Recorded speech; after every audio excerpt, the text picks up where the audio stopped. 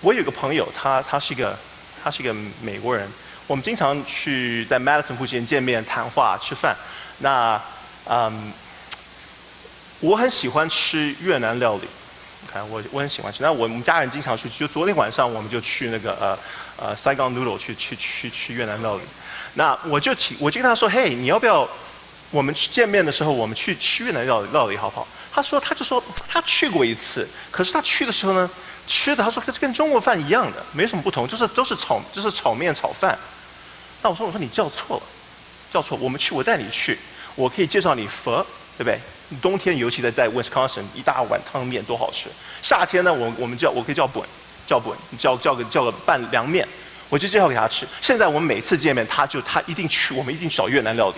每次去见面就是越南料理。你说我们传福音跟这个很相像，传福音很相像。传福音的基础是什么呢？我吃到了很好吃，我告诉你，就那么简单，这是最基本的。传福音的启发点是我经验到基督给我的爱，然后我想告诉别人，因为很好。我们大家都是这样子的。我有个朋友，他每次碰到一个新的餐馆，马上打电话，嘿，你有没有听到这个？还没有，要不要去？对不对？一定是这样子的。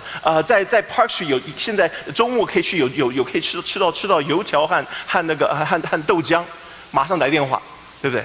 这是我们有经验到的好的，我们要传给我们所爱的人、我们的朋友、我们的亲戚，这是最基本的，对。因此我们传福音是从这地方开始，这是第一目的，把我们经验的传出去。第二方面呢，我们朋友，我们不认识耶稣基督的，在教会以外的人，他们对教会可能会有一些错误、有些成见、有些错误的了解。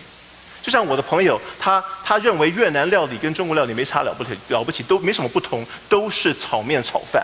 我说这个不只是对越南料理错误，也是对中国料理错误，对不对？这个两方面都错了。可是呢，我会什么样呢？我需要帮助他看见。因此说，你那个看错了，我要告诉你一些正确的了解。我们传福音通常为了这两个工作，把自己的见证，把自己所经验到的分享出去。第二呢，你看错的地方，我们需要谈论。我们今天是在我们的 Block 教会的序列里头是我们经过这个序列叫做 compelled，我们说这是催逼，活出与口头上传扬出这个福音。这个催逼不是一个外面的压力，而是一个内在经验到神的爱，经验到基督的爱，然后对这个世界的观点有转变以后，我们开始说我们要传这个福音，把它传出去，因为我们经验到了这个福音太好了。那今天我想把这个福音整个这个圣经的故事能够浓缩给大家。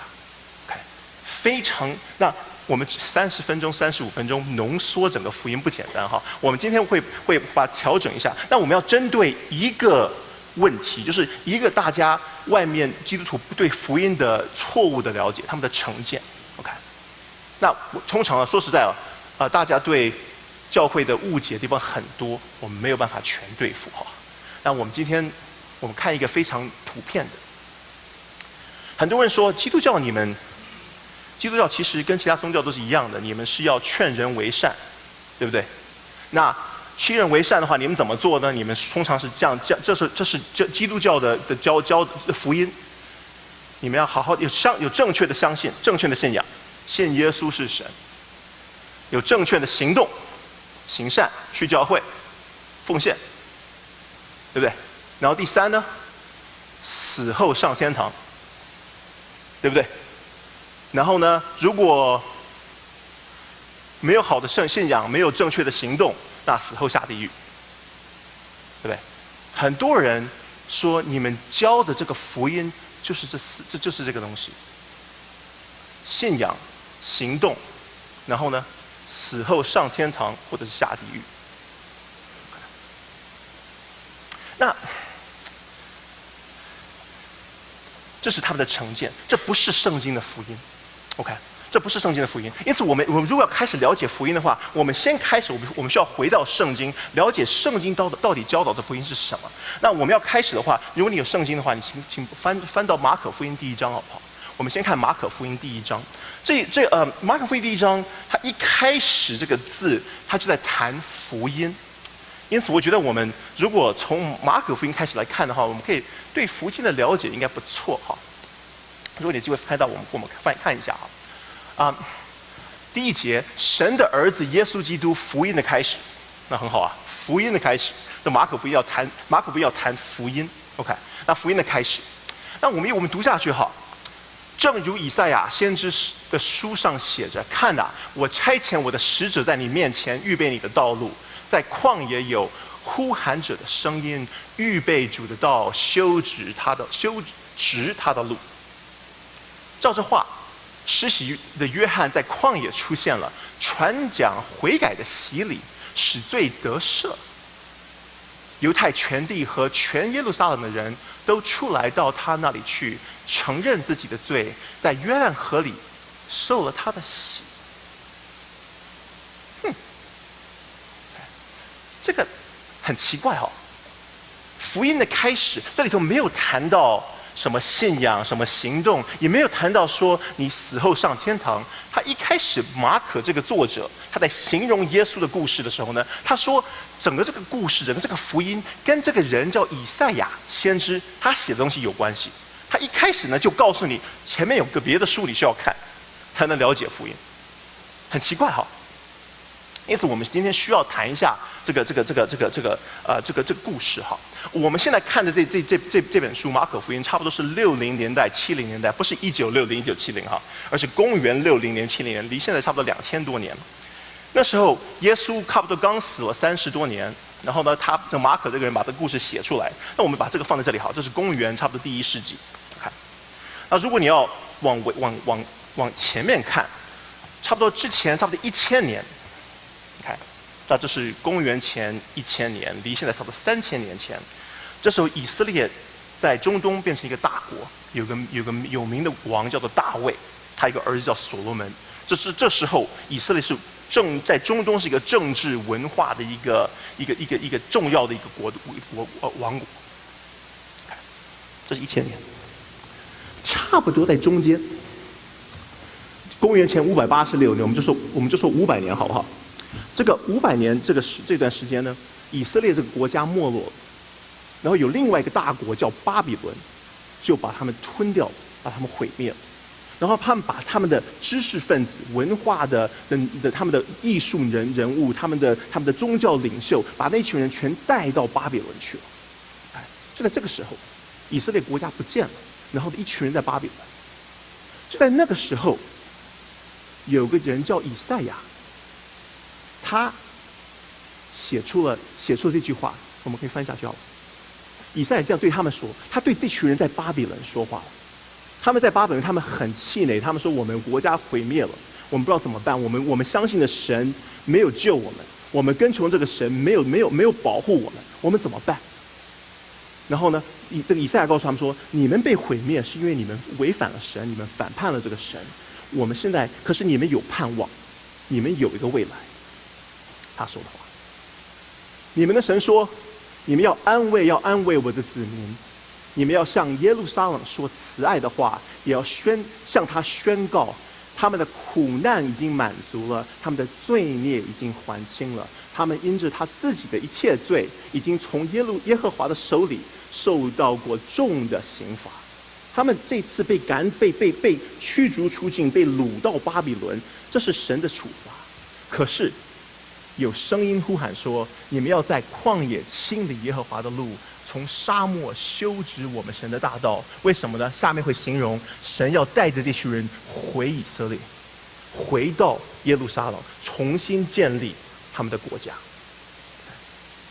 你有没有注意到第3节就是马可这个作者所应用？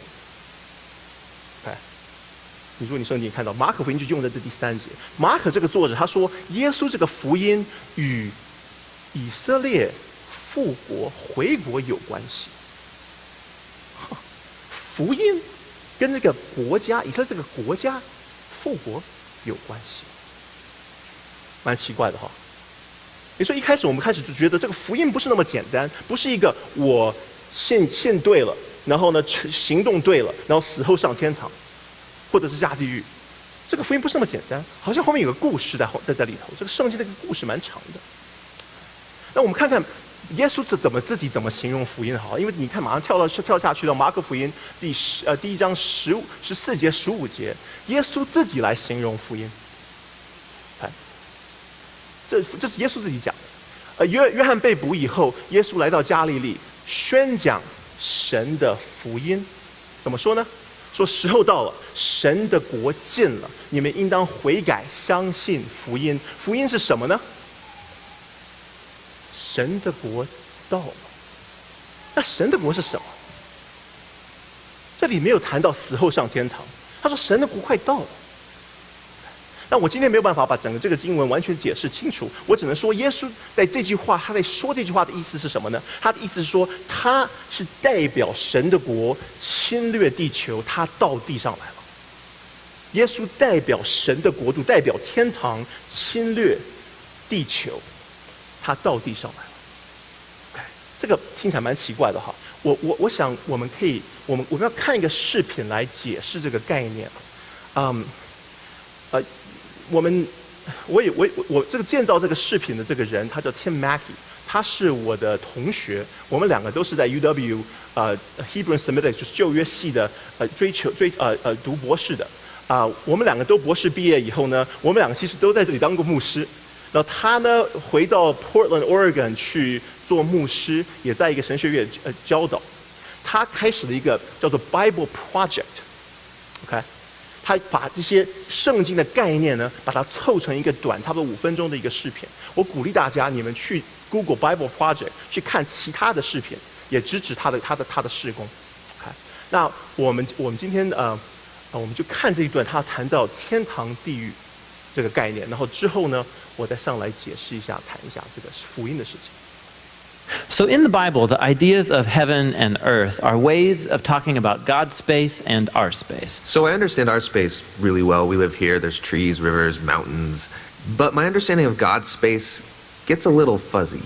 And what we do get in the Bible are images trying to help us grasp God's space, which is basically inconceivable to us. So these are two very different types of spaces. Yes, they're different in their nature, but here's what's really interesting is that in the Bible, these are not always separate spaces. So think of heaven and earth as like different dimensions that can overlap in the same exact space. So we talk a lot about going to heaven after we die, but this idea of heaven and earth overlapping, we don't talk a lot about that. Which is kind of crazy because the union of heaven and earth is what the story of the Bible is all about. How they were once fully united and then driven apart, and about how God is bringing them back together once again. So let's go back to the beginning, where heaven and earth, they're completely overlapping. Yeah, this is what the Bible's description of the Garden of Eden is all about. It's a place where God and humanity dwelt together perfectly, no separation, and humans then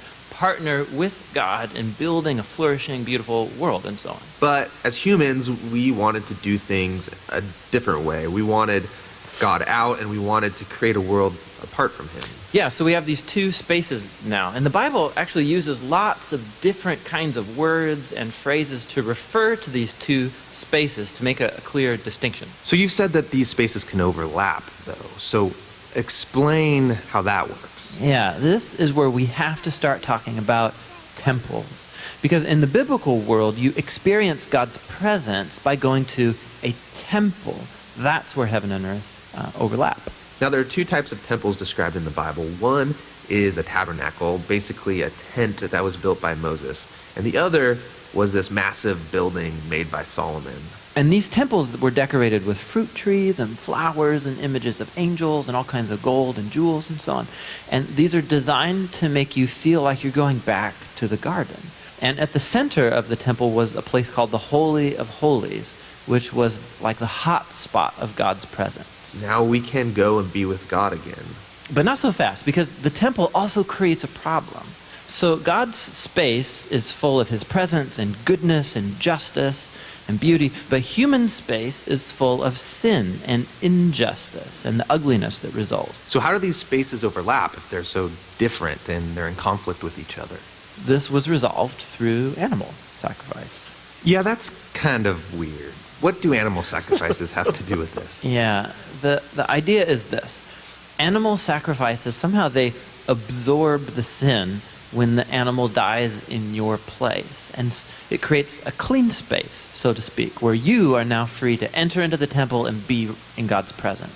Okay, so if I'm an Israelite and I live in Jerusalem, I might be able to be in God's presence. But you said the story of the Bible is all of heaven and earth reuniting.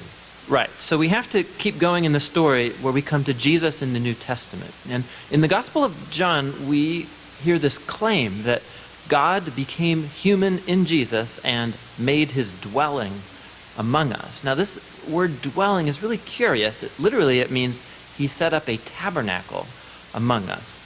And so what John is claiming right here is that Jesus is a temple. He is now the place where heaven and earth overlap.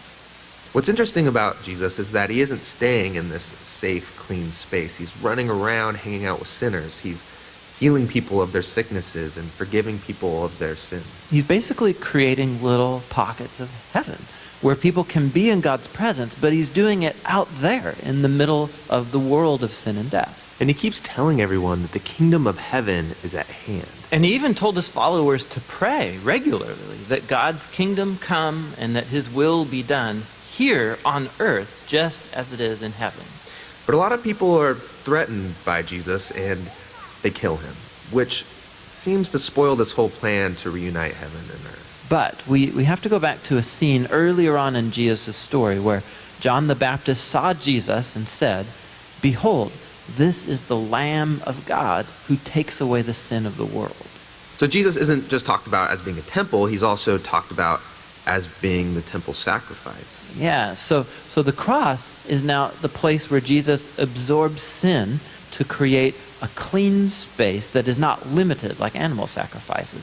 Jesus' sacrifice has the power to keep spreading and reuniting more and more of heaven and earth. And this is all really great, but it leaves one big question in my mind, which is, what happens when I die? Don't I just fly over to God's space to be with Jesus? Yeah, so a few times in the New Testament we learn that Christians will be with Jesus in heaven after they die, but that is not the focus of the Bible story. The focus is on how heaven and earth are being reunited through Jesus and will be completely brought together one day when he returns. So in the book of Revelation, we get this beautiful image of the Garden of Eden, now in the form of a city, coming to end the age of sin and death by redeeming all of human history in a renewed creation. And God's space and human space completely overlap once again.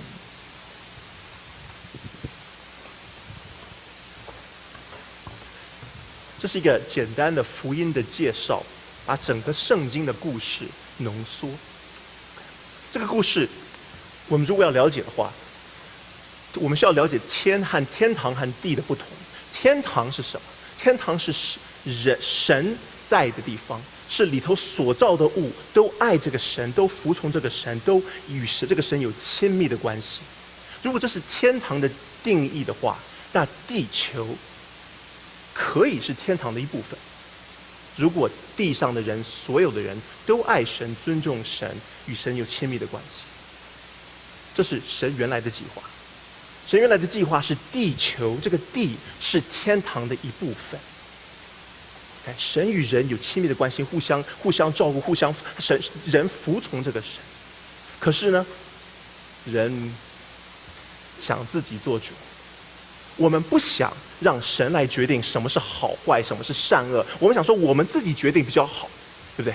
我们蛮聪明的，我们蛮有能力，我们蛮能干的。为什么让神来决定？因此，这圣经的故事中间，地原来是天的一部分，地就脱离出来了。人跟神说：“我宣布独立，我们自己决定善恶，我个人决定什么是好，什么是坏。”对不对？可是这一旦发生，你想想看，如果每一个人都这样决定的话，那善恶的定义就完全混乱了。我决定什么是好，那当然是对我有益利的、有利益的是善，对我没有利益的是恶，对不对？那你也这样决定，互相每个人大家都这样决定的时候呢，这世界就乱起来，这世界就腐败了，就开始有残忍的事情，有谋杀，有种族歧视，民族分裂，互相残杀，有战争，对不对？我们把天赶出去了以后呢，我们在地上建立了地狱。地上的不公正，地上的报复、暴力，都是地狱。这是我们世界的故事。我们看到的，你们读报纸，你们看新闻的，你们知道历史的，你们都知道这个故事。我们很清楚这个故事。19世纪的哲学家们，他们那时候对人很有信心。他说，我们可以在地上建造天堂，如果我们把这个社会能够基本性的革命转变一下，对不对？调整一下，有钱人的钱财分一分给大家，大家都有教育，我们可以解决这些问题。19世纪的哲学家、政治家对人很有信心，认为我们可以地上建天堂。21世纪的人没有这种信心了。我们200年的革命的经验是，我们做不了，我们做不出来。我们好像一个喝醉酒的人，说我一定要开车，我不能开，可是我一定要开。做不到，没有这个智慧，可是抓拳不放。这是我们人的故事。那神可以说他们走了就走，可是神的个性是这样子，他说我爱这些人，我不放他们，我要把他们拉回来，我要把他们转回来。这圣经的故事是神开始动手在地上建造一群人，然后这群人要代表他，把他的性格活出给大家看，他是多么爱，多么爱人的。然后人看到这个性格以后呢，会转向他，重新加入神的国度。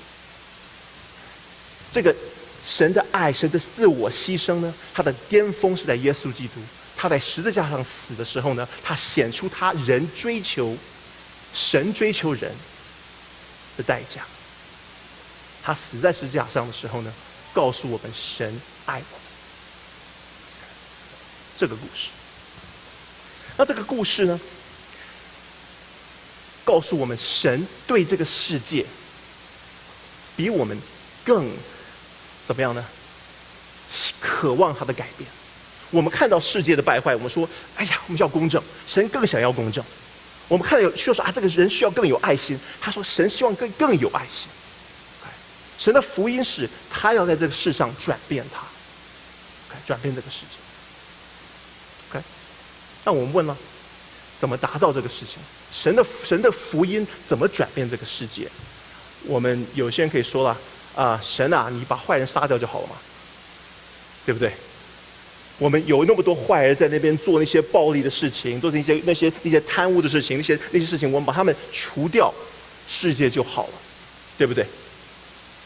我们就是好人，把坏人杀掉。问题在这里，谁是好人，谁是坏人？我们把罪恶，我们把死亡，我们把地狱看成一个树，然后我们说把它砍掉，坏人拿走，看到的砍掉就没事了。问题是罪恶、死亡、地狱的根扎得很深，它站在每一个人心中。我虽然没有杀人，可是我怎么样呢？我会有愤怒，我会仇恨。OK， 你们开车的时候，人家冲过去，你怎么样？在你前面把你 cut off， 怎么样？心气呢就出来了，对不对？气就出来了，对不对？我们有这个愤怒、这个气的感受。如果有一个同工，老板给他夸奖一下，讲几句话很好的话，你心中怎么样呢？我夸他，我比他更好，对不对？哪有人没有这个嫉妒的心在里头？这个嫉妒出来了。我们有这个愤怒，有这个仇恨，有这个嫉妒，有这个骄傲的概念。我看的是最好的，我决定善就是善，我决定恶就是恶，这都在我们心里头，对不对？不能忘掉的，贪心，这个不够，那个还不够，要多要一点。这个车不行，要更好一个车；这个房子不够大，更大一个房子，对不对？我们这个贪心的心在里头，罪恶、死亡、地狱的根扎在每一个人的心中。把那个树砍掉，它会再长，不行。因此，神的国度的福音不只是耶稣来把坏人赶走，而是在我们每一个人心中帮我们把这个罪根拔出来，把地狱、罪与死亡从我们中间赶走。这是了不起的，他能做到这件事情。我们福音传扬的，就是相信这个神能够在这个世上，不只是在这个世上，在我们心中做这个工。福音是什么？不是我相信对了，做一些对的事情，然后上天堂。也不是说我相信耶稣了，我祷告特别灵，找工作就找得到，不是从来不生病，长寿健康，孩子们都考哈佛，都上哈佛，这不是福音。福音是天国深入侵略地球，在我们的心中把罪恶赶出去，然后呢，有一天天堂和地球完全的重叠，合在一起，地球是天堂的一部分。这是我们的福音，这是我们所传扬的。有些人说你们传扬的这些东西呢，都要限制我，让我没有自由。我想要自由，可是人拼命让我，你这个不能做，这个不能做，你们宗教是一大堆不能做的东西。我想我们中国人，尤其那么多几千年来的，有皇帝，然后有政治系统告诉我们什么做不能做的，我们对这方面很敏感，拼命跟我们讲这个不可以，那个不可以。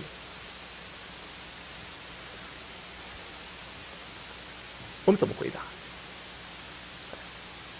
原来的大家说的那个福音，我做错了，我下地狱；做对了，上天堂。那地方的好人是谁？坏人是谁？那个地方是我是主角，对不对？我做的错的对的，决定我以后去哪里。然后呢，那神是谁呢？他是一个法官，专门来刁难我的。做错了，我下地狱，对不对？我们先谈的这个福音的故事里头，不是这样。我们新的福音的故事，神是主角，是他的爱转变这个世界，把我们心中的地狱的罪恶赶出去。那自由在这个故事里是什么意思呢？什么意思？我有一个朋友，他问我，他说我跟他谈基督教，他说我不想当基督徒，因为规矩太多了。然后我说你打不打球？他说我打网球。我说你如果地上没有划线，也没有网，你喜欢打网球，打这个球，打下去没有出界的，没有规矩。他说这打不起来吧？我说你打不打篮球？他说我打。他说如果我可以随便犯规，你每次射我就打你手，这不犯规的，有人能得分吗？没有人能得分。打得好玩吗？能真打篮球吗？打不起来。他又弹钢琴的。我说你弹钢琴，你要自由的弹，对不对？那我去那边去随便乱弹，是自由吗？是的。如果你自由的定义是随意做什么都可以，可是你在弹琴吗？不是。你弹的是音乐吗？不是。自由与限制是合在一起的。我们追求的自由不是一个爱做什么做什么，而是在神的律法中间的自由，神的给我们生命方向中间的自由。因此，一个弹钢琴的他弹的有自由，可是他不是随便乱弹；一个打球的人，他在打球时他有自由，可是他在规矩里头，篮球的规矩里头有自由的。我跟他讲这个故事，这个故事蛮奇怪的。我说有一个风筝，它飞得很好，飞得很高在上头，它是很漂亮的一个风筝。可是呢，他想飞得更高一点。他说我其实可以飞得比老鹰更高，我是那么美好的风筝，我也很有能力，可是有一个东西限制我，不让我飞。什么东西呢？这条线，这条线限制我的自由，不让我飞。这个风筝想了很久，考虑了很久。有一天，他说我要自由，他就带了一个刀飞上去了。OK， 这个故事很奇怪，这个风筝不只是会思想，而且可以用刀。OK， 可是没有关系，继续下去好。跟我，这个他带了一个刀，他在空中的时候，他说啊，我要自由，就把这线切断。那切断的那一刹那，他感到了真正的自由，再也不限制了，我可以高飞在上，自由飘扬，撒下去。他不了解，没有学过物理。对，那条线不是在限制他，而是平稳给那个风，把它弄得平稳，让它能飞。我们看到的限制是让我们能飞的。神在我们身上给我们的这些律法、这些规矩，它是帮助我们把这个罪根从我们心中拔出来、送出去，让我们能够活出一个更美好、更符合他旨意，活出我们真正的潜力、真正我们的意向，而不是限制我们。这个我们需要了解，这是我们所传的福音。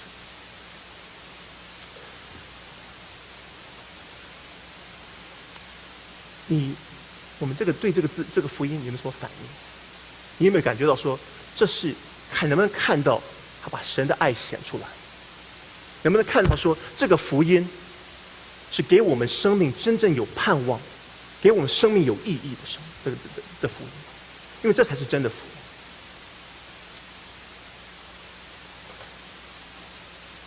我们现在怎么办？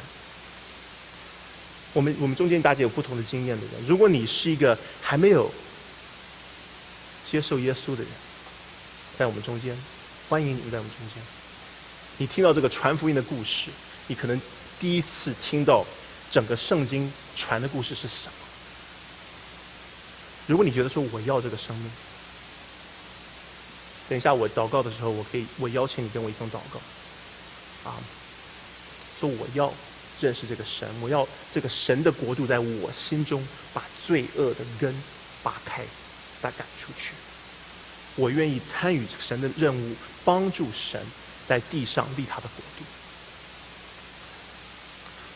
如果你是一个跟从基督的已经基督蛮久的人，如果这是第一次听到福音是这样讲法的，如果你以前听的是我信了主我上天堂，这是第一次听到的，你愿意说，嘿，这个福音我要这个，我也鼓励你，然后祷告的时候，也是在心中跟我一起这样祷告。我们相信很久，有时候对福音的了解不是完全清楚。你们如果都听过了，你已经认同了，鼓励你，让这个福音在我们心中扎根，让神在我们心中转变我们对世界的思想的概念，让我们经验到这个好的故事的时候，这个好的消息的时候呢，能够传扬出去。你认识的朋友，你可以想象一个哪些朋友需要听这个故事，他们对基督教有什么的误解，你可以用这个故事来帮忙他们，像我帮我那个朋友解决那个越南料理一样，把这个故事你讲出去。好，我们一起来祷告。如果你是一个你还没有，你现在想要跟从基督的，我们这样祷告好不好？天上的爸爸，我想认识你，我看到你对这个世界的爱，我看到你对这个世界那么委身，那么关心，我要你在我心中做主做王，我想跟从你，在这世上建立你的国度。请你的灵在我心中来，开始转变这个工作，转变我生命的工作。谢谢。